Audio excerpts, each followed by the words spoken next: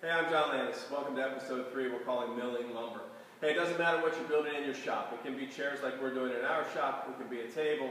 It can be a drawer. It doesn't matter. Everything you do starts with the milling of lumber. So thanks for joining me.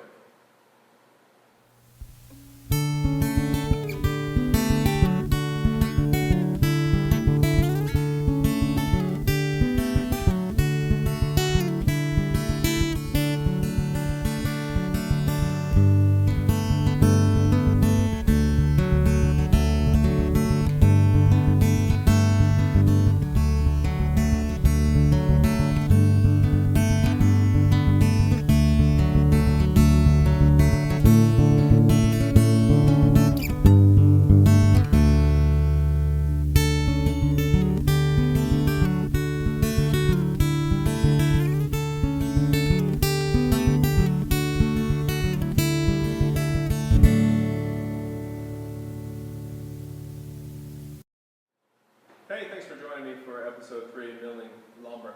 First of all, what do I mean by milling lumber? Well, when you're going to get your rough lumber to you, you might be fortunate enough to be able to get it from a lumber supplier or a lumber yard. So you're going to get wider boards, rough sawn boards. You could go to your home store and get already planed maple, oak, pine, things like that. But what I mean by milling lumber is by taking the board in their rough form, be it the rough lengths, rough widths, rough thicknesses, and taking those boards down to their final form prior to putting the joinery on them, whatever joinery we're going to use. That's what I'm calling milling lumber. So these aprons that are on this chair, they didn't come to us at this perfect 7/8 inch thick by 17 inches long. They didn't come to us that way. So milling lumber is how did we get from that rough form, that rough lumber, to this finished form that we were able to put precise joinery on, that we were able to sand, that we were able to cut to certain angles to be able to build a chair. How did we get there? That's milling lumber. So a few things that can happen. If you watched episode 1 and 2, great, you're going to understand this. If not, go back and watch it. But what happens through the drying process of lumber is you're removing moisture. And throughout the life of the board, you're removing moisture, and moisture is going into the board, removing it. So the board is under tension. So when you get a board from the lumber yard or from your local supplier, the board isn't going to come to you perfectly flat. It's not going to come to you ready to cut to a length and put together as a chair. The board may come to you with I don't want to call them defects because they're just what happens when you dry lumber. But they may come to you with a little twist. So that's twist. They may come to you with a bow, which is just a little hump over its length. They could come to you with a cup, which is a hump over its width. So when a board comes to you like that, we obviously can't just go to town on that board, sand both sides nice and smooth, maybe rip them on the table saw to a certain width, cut an angle on them, and cut them and call them done. That's not how fine furniture is made. It's not how really any furniture is made. So we need to find essentially the usable board within these boards. So what that means is if this board has a twist, we can't take the twist out. You can't somehow put some sort of vise on it and twist this thing back so that it's flat. What we need to look for is there is a flat board within this board that we have to get to. Now, I've told you this before, I'll tell you 100 times. It doesn't matter what you're building in your shop, it doesn't matter what we're building in our shop. What I'm teaching you applies to whatever it is you're building as well. Just because I'm going to be working on 24 chairs in the next couple of weeks, it doesn't matter. If you're building a table, that's fine. We're going to be milling your table legs, your table aprons. What I'm going to tell you is what we're going to be doing on this chair. So when you have a project to do, whether it's from a cut list, whether it's a design that you're pulling from some catalog, look at the boards and see, or look at the finished boards and see what we're going for. So in this particular situation of what we're building, we have back legs, we have front legs, we have aprons, a crest rail, and a backsplat. And these things, some of them can be taken together, some of them need to be taken apart. Obviously, we're not going to be milling the front and back legs at the same time that we're milling the aprons. This is a different thickness, a different length. So we're going to treat them differently. So I'm going to tell you the process of milling lumber as we're going to say, go through these aprons. All right, these aprons finish up at different lengths. They have degree of angles on the ends of them. But all of my aprons on all of these chairs are 7/8 inch thick. They finish up at 7/8 inches thick. This bottom apron here does, and the crest rail actually finishes at 7/8, but we like to keep it about an inch thick before we do the forming of it. So, like I said, we're building 24 chairs, but let's take this in a little more manageable size. We're taking these aprons that end up 3 inches wide, something around 17, 18 inches long, and 7/8 inch thick.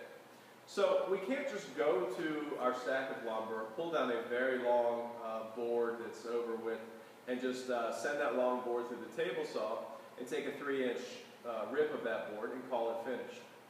Nor can we take that long, I think they're 14 feet long, we can't just send that through the planer and plane those boards down to 7/8 inch thick, then rip them, then cut them to length and call them done. And the reason that is because of the tension that I told you about in episode 1 and 2. There's tension in these boards that we have to deal with.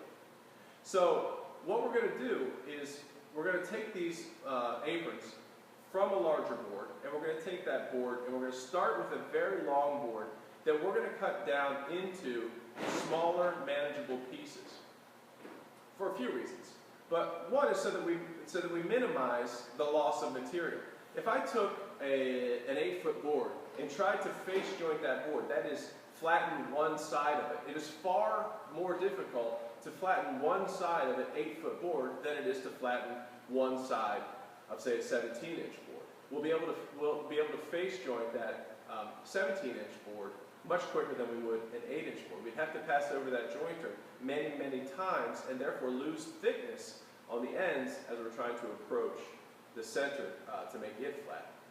So step number 1 in milling lumber is to get a larger board and cut it down to the smallest, safest length. So we're going to go over and we're going to take our long 12, 14-foot board and we're going to cut those down into manageable lengths. Then we're going to start the milling process. So join me over there. Okay, so I've reached up into the lumber rack and I've pulled down a rough walnut board. Now, by rough it means this has not been planed, it hasn't been sanded. It's actually got a nice crook to it, which is a curve over its length sideways. Its width is 6 3/4. So that's going to be good for me because I'm going to be able to get 2 aprons out of every cut. My aprons end up at 3 inches. So 8 of the 24 chairs that we're building are walnut. So my side aprons and my front apron are close enough in length. They're not all identical in length, but they're close enough in length that if I rough cut this board to 18 inches, I'll be able to get whatever apron I need out of it. If I deem one to be a front apron, I'll be able to do that. If they're side aprons, I'll be able to do that. So what I meant by taking this down to the shortest, safest length is I could take this whole board, which is I think it's only 10 feet. 9 foot. So I could take this 9-foot board and in theory I could go over to the jointer and face joint one side of it perfectly flat and then send it through the planer and make it a perfectly flat board on both sides and take it down to 7/8 of an inch in its full length.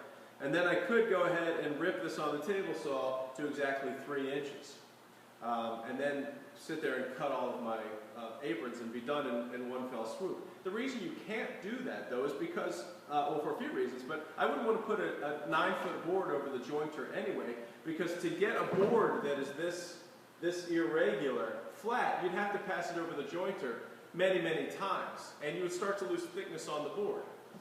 If you cut it down to 18 inches, you could pass an 18-inch board over the jointer and probably have that one face flat in one pass. Maybe 2, but very few, and lose very little thickness. The second issue, and I told you this in episode 1 and 2, is you don't want to take a board that is this long and rip 3 inches off of it at all, because that's going to release the tension, and that board is not going to come straight off as 3 inches. It's going to move away, or it could dive in. That board, because this board is under tension, is going to move in one direction or another. Another reason why we want to start to take it down. So again, we're building chairs. If you're building a table, it doesn't matter. Look over your situation. If your aprons are 4 or 5 inches, we're going to need to get it down to the smallest possible safe size, but not to final dimensions yet. If you're cutting a 5-inch apron and you want to cut it from a 6-inch board, we're going to want to overcut it a little bit. We're going to go to about 5 1/4 because there's going to be tension lost. So what I'm going to do here is we're going to go for some aprons. I'm only going to cut for demonstration purposes maybe 6 or something to that effect. So the first thing I'm going to do is start to cut this down in length. And the other thing we want to start to do is we want to clean cut an end, a about an inch in. Mainly because the first inch or so of a new board dries irregularly and there might be a check in there. So we like to clean cut it in. We'll look at it, and always wear your glasses when you're using power tools.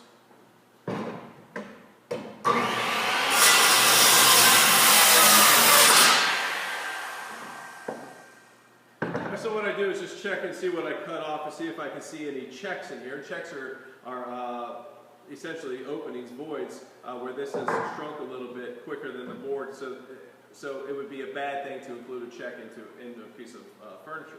So this is check free, so we're good to go. All right, so what I'm going to do is, none of my aprons is 18 inches finished length. They're all 17, 16 plus, whatever. So I'm going to rough cut these to 18 inches. Could I do it to 36 and still get down to it? Maybe, but I would rather go ahead and cut these to their smallest, safest size anyway. So what I'm going to do is cut a few of these to 18 inches. Remember, it's all rough, like I'm using chalk, so we're going for big cuts here. It doesn't matter. Also, we're going to move this down here. We don't want to cut between there.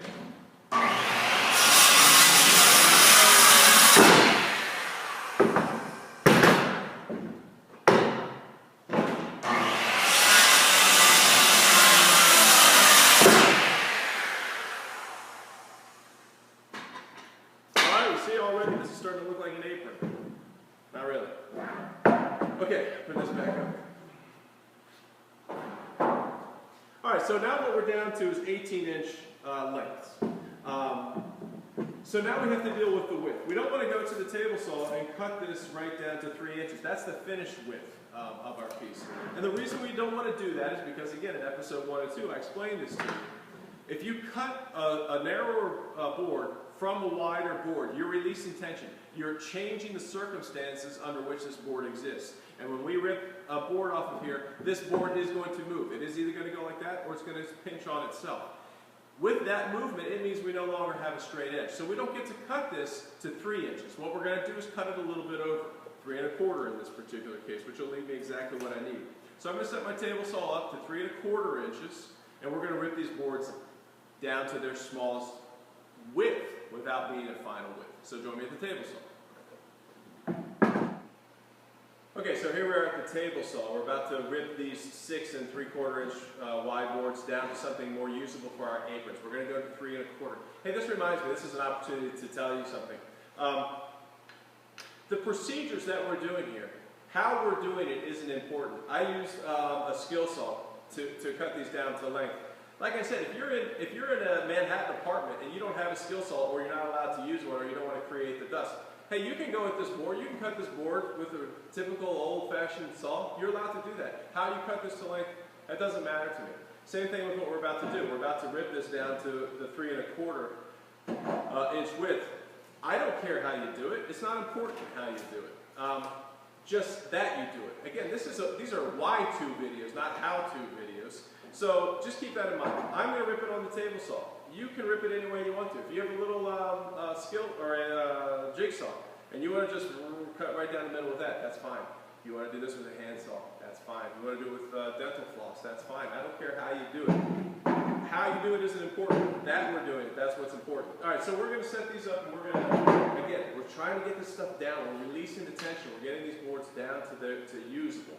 So, like I said, we're finishing at 3 inches, so I'm going to rough cut these at 3 1/4. That will release the tension, but we're close enough that if I ripped it again to its final width of 3 inches, it's not going to then move again. So we're at 3 1/4. Safety precautions, do what you want to do for safety. Read your manual. Me, I'm comfortable pushing this through with my hands at 3 1/4. I'm going to do it with my hands.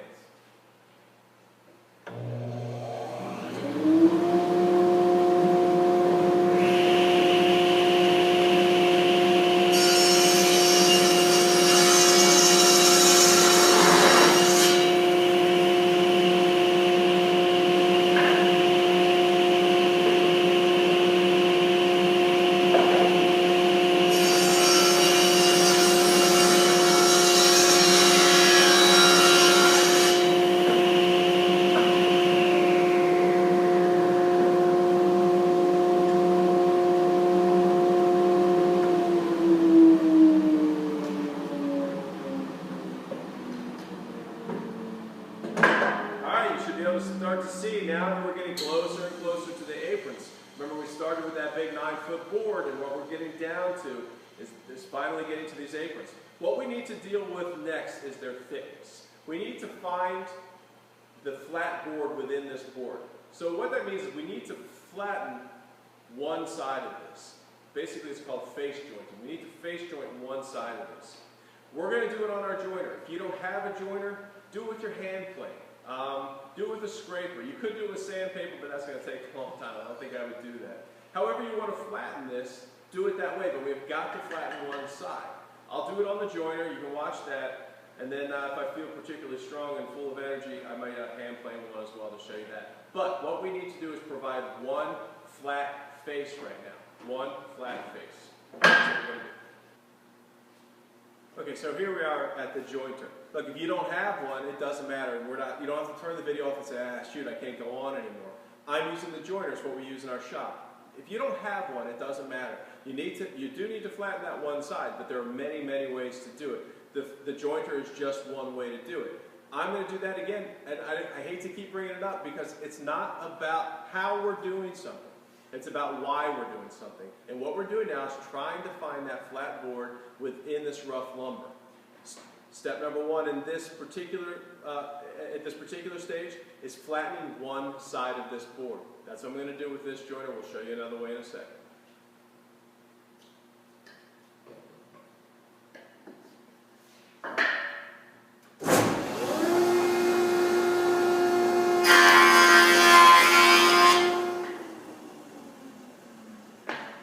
Alright, so here's what the joiner did. It took a rough side from this and put a nice flat face on it. These are nice and flat. That's where we got to start. Do it on a joiner if you got one. Hand plane it if you don't. I forgot to leave one undone, but I'll go ahead and set it up and we'll knock one down with a hand plane maybe a little bit later. Okay, so now the next step, what I need to do next is create a parallel flat side, which would be this one. We've got this one flat. Now I need to create a parallel flat side on this side. Now, the tool we use for that is the planer.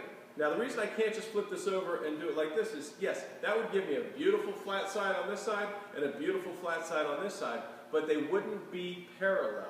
You have to understand that. I would put a flat side on here, and I would put a flat side on here, but those two flat sides could be like this. They could be like that. It wouldn't matter, but they would not be parallel, and we need them to be parallel. So we need these. Now we're starting to thickness this. The planer is the tool for that, because what that does is the planer, the bed of the planer references the bottom of this board. This will sit on the bed of the planer, and the cutter knives of the planer are above. So it will reference the bottom of this, the flat side of this board, put it through the planer, and it will give me parallel flat sides. So that's what we're going to do next. Okay, the joiner was the perfect tool to give us one flat face. What we need to do now is create another flat face that is perfectly parallel to this first flat face.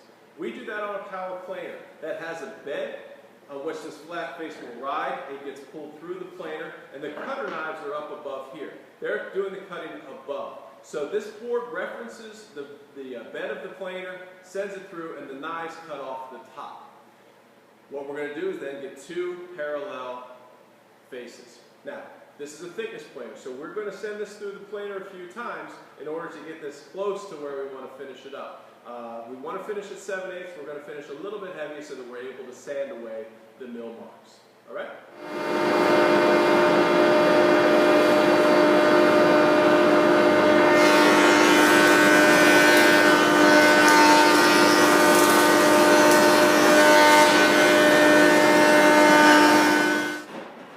Okay, so now these boards have been over the jointer to give us one flat face, through the planer to give us another flat face that is absolutely parallel to this. So we've got two sides taken care of. Now we need to do the edges. We need to figure out how we can put a nice square edge on this, square as it relates to these faces.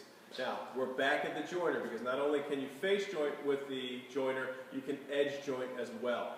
You edge joint by referencing the fence. So we're going to take our perfectly flat face here, push this up against the fence, and as it passes over these knives, it will put a nice square edge on this. Now, you can do that again. You can do that same procedure with a hand plane.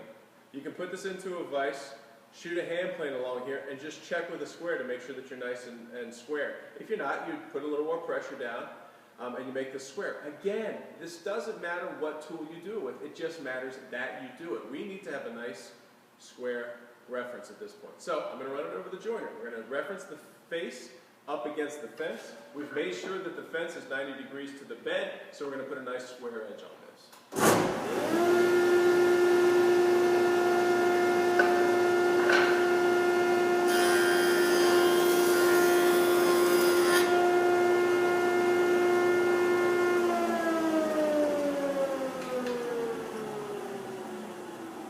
We're getting closer and closer to an apron every step we take. Remember, we started with that 9-foot rough board.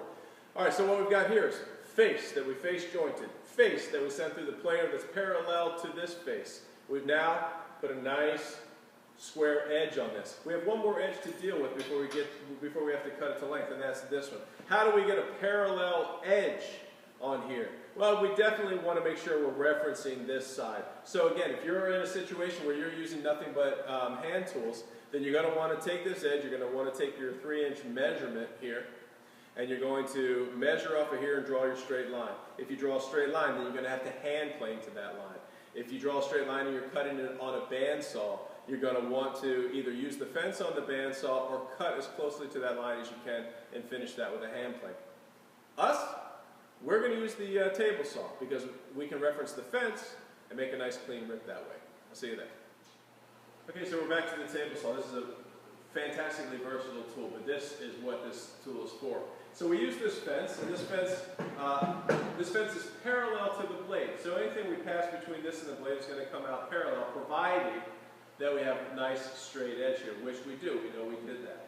So I'm going to set this width. Now we're getting precise. And so I'm going to go a tiny bit over 3 inches, and that's all I'm really doing is leaving a sanding allowance. That's all I'm doing. If I want to finish up, believe it or not, sanding takes finish off, or it takes a width off. So we need to leave a little bit. But what we're going for now is a final width.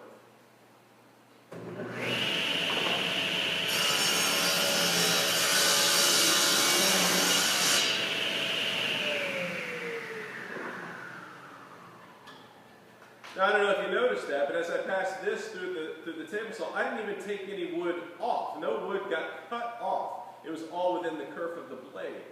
Because what had happened there was I cut this at 3 1/4 inches. A pass over the jointer took a little bit off, 1/16 or so. So this is how I know that this board is now no longer under tension at this width. It is nice and flat in all directions. I mean, look at that. It's so flat that the air has to pass out. So this is a perfectly milled board now, except for the sanding that we're going to do in the end. We will be cutting this to length. If this is a front apron, we're going to cut it to length and put tenons on it. If it's a side apron, we're going to cut an angle on it and put mortises on it. But this is milling lumber. Remember what we did. We went from a 9-foot rough board. We rough cut it to a length of 18 inches. We then rough ripped it to a width of 3 1/4. We took it to the face joiner. We put a nice flat face on it. We took it to the planer, put a flat face that was parallel to the first flat face. Took it back to the joiner, passed it over, and put a nice square edge on it, and then finally brought it to the table saw and put a ripped edge on it. We'll wrap this up over the bench. Okay, so that was part 1 of milling lumber. This all applies to you. Look, in a matter of minutes, and we were doing lifetime, so except for the time that it took me to move from one tool to the next, we took a rough board that was long, over thickness, over width, over length, and we turned it into an apron without its cut. You might be astute enough to notice that I also have an arch at the bottom of here. Hey, we don't cut that arch out until all the angles have been cut, all the joints have been cut. That's practically the last thing that we do here, because we need this nice square edge here to reference for angled cuts and joints. So that's one thing to remember. Hey, listen, if your project is a table, or if your project is a drawer, or your project is whatever your project is, you have to mill lumber. We did aprons today. Whatever you're doing, you have to mill it. So get your pieces down to their safest usable length, width, whatever, before you start the process. I always look at it as breaking down a board before you start building back up a board. This is just part 1 of milling lumber. You're going to see that we're going to do this over and over and over again. In fact, there's a little bit of a different procedure for doing this back leg. We touched on it in episode 1 or 2, I don't remember which it was, but this back leg gets cut from a wider board, and it needs to have its tension released as well. So we would definitely take this pattern, and we're going to take that out of a bigger board, just like we took this out of a bigger board. The other thing I want to press in this video is it does not matter how you do this stuff. It does not matter what tools you do and don't have. I mean, the number of people who have said, oh, of course you're a successful woodworker, you have all the most fantastic tools. It's not about the tools. You can be a fantastic woodworker out of your garage. You can be a fantastic woodworker out of your basement. You can be a fantastic woodworker, God help you, with only hand tools. And the reason I say God help you is because you better be a fit person, because a lot of those hand tools take a lot of energy and a lot of pep. So what you should have learned today isn't, oh, hey, I need to go out and get myself a joiner. I need to go out and get myself a table saw. Wow, I better get myself a 20-inch planer. That's not what you should have learned today. What you should have learned today is that we need to find these perfectly milled boards within the rough lumber that we've got. And the way to do that, the way to do just this procedure is to do the face joint, to do the planing, to do the edge joint, to do the ripping after we've cut down things to manageable sizes. Feel free to post questions. I'll answer them. If you have a question about how do you mill a particular something or other, I'll answer it. Just keep up with us. In episode 4, chances are I'm going to do some more milling. I'm positive we're going to do some more milling. But we're also going to start to look at a procedure of how we can mill something, how they all sort of have the same basis. How no matter what we're milling, be it this stuff, be it a press rail, be it a big thick back leg, they all sort of come from the same source, and that is we've got to find that usable board in the rough lumber. So join me next time. I appreciate you watching. Thanks.